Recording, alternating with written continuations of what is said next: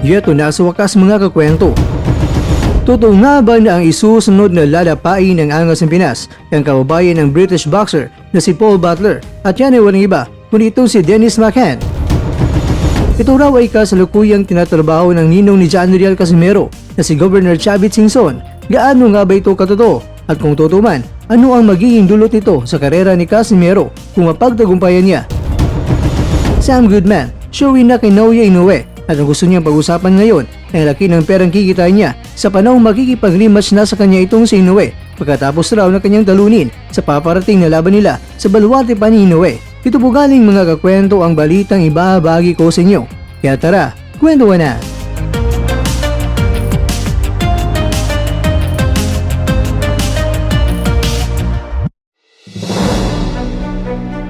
Ito ang kumakalat sa social media na bumalabog na naman sa mga Pinoy boxing fans. Kontrobersyal man na boksingero para sa ibang tao itong si Casimero, pero lumalabas na siya ngayon ay isa sa mga inaabangan ng mga kababayan natin kung may laban. Hindi lang mga sulit na taga-suporta ni Casimero ay excited din na makitang si Casimero ay akyatan naman sa ibabaw ng lona, dahil pati na rin ang mga bashers ay sobrang excited na mamuna kung ano namang mga mali ang makikita. Pero ganun pa man ang tanong, totoo nga ba talaga ang labang Cuadrolas at Binansagang The Menace o taong nagbabanta o nagdadala ng peligro ang magkakasalpukan? Well mga kakwento, ito ay nananatili pa rin rumored fight ito hanggang sa ngayon. Ibig sabihin, bali-balita pa lang o sasabihin na lang natin na chismis pa lang. Pero hindi porket chismis pa ito mga kwento ay talagang wala ng katotohanan, dahil hindi lahat ng chismis ni Marites ay walang isang katotohanan. Dahil minsan may katotohanan na ang lumabas at nasagap ng mga Marites at chinismis. Pero sa uli ay nangyari talaga ang laban. Kaya sa ngayon mga kwento ay dapat natin muna hintayin ang panahon na ang kampo na mismo ni Casimero, itong si Governor Chavit na ang mag-anunsyo kung sakaling ito ay totoo. Siguro sa ngayon mga kwento, kung magbigay sila ng maagang announcement ay medyo hindi natakot ang Team Casimero na may haharang pa, dahil sa sino manghaharang ang Apo Lakay ng Ilocos Sur ang pwede nilang makakabangga. Hindi pa natin alam mga kwento kung saan naugat o nagmula ang balitang ito na ibinalita ng ilan. Kaya tulad ng sinabi ni Mr. Kwento ay hintayin na lang po natin ang pahayag ng Team Casimero kaysa maniwala tayo sa chismis mula sa ibang tao. Pero granting na lang na may kasa talaga ang laban ito. Ano ang maaring dulot naman ito kung magtagumpay itong si Casimero? Napakagandang pagkakaroon ito para kay Casimero para muling mangingibabaw para mas mapapalapit sa world title fight. Kung magawa nito ng paraan ay maring si Casimero kagad ang maging kasunod ni Wonderboy Carl James Martin na nasa rank 2 at si Casimero ang maging rank 3 mula sa rank 7 sa World Boxing Organization, dahil may papalapit na laban itong si Martin sa Mexico kontra yan kay Ruben Tostado Garcia ngayong linggo na yan, December 1, Pinas time.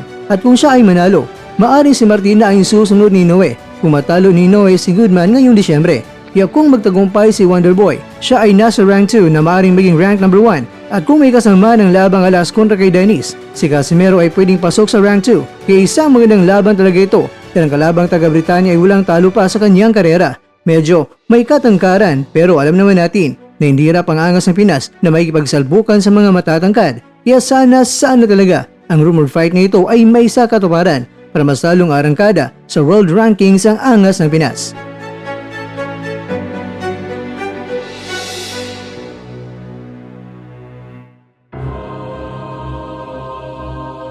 Mga kakwento, nagbibilang na ng pera itong si Goodman sa kikitain niya sa rematch nila ni Naoya. Dahil ayon sa kanya, bilyong yan ang maaari niyang kikitain kapag makikipag-rematch na sa kanya itong si Naoya. Nako Goodman, parang bad ka. Sabihin mo lang yan pagkatapos mo ipatoob si Naoya. Dahil baka ikaw ang salona, higa at magsasabing night-night na.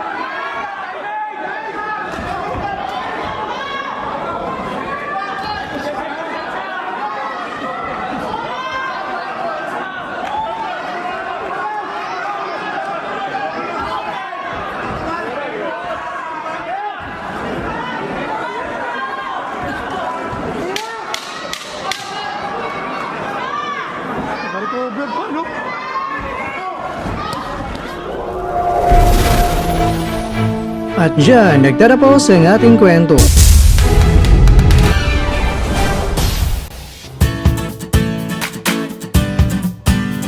Maraming salamat mga kakwento sa inyong panonood. Pero baka naman mga kakwento ay nagustuhan niyo po ang kwento natin ngayon. Baka pwede niyo po akong mabigyan dyan ng like, subscribe at pa-click na rin sa bell button.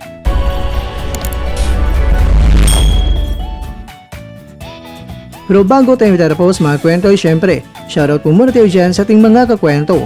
Kay kakwentong Lorenzo Cabahog, kay kakwentong Lilibeth Pipito, kay kakwentong Pepito Abdon, at ikakwentong nanonood ngayon, shoutout siyo dyan. Bueno, hanggang dito lang muna ang ating kwentuhan. At abangan nyo na po ating susunod na video. At dito lang po yan sa isang channel na kung saan maaaring ito'y mga kwentong di pa na kwento sa inyo.